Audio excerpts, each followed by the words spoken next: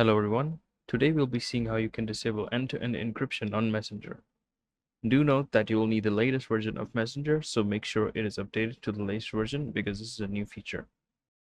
So you can go ahead and open the Messenger app.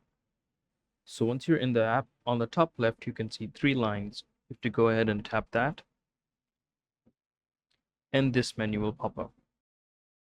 Now next to your profile picture on the top, you can see a gear icon. That is the icon to open settings, and that's what we have to click.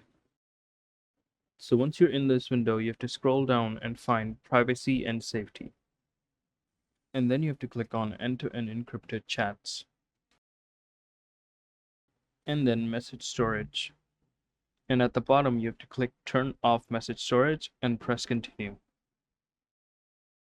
What this will do is that it will turn off your end-to-end encrypted message storage, but that also means it will turn off your end-to-end encryption totally, which means your messages won't be saved on the cloud, but they won't be encrypted either.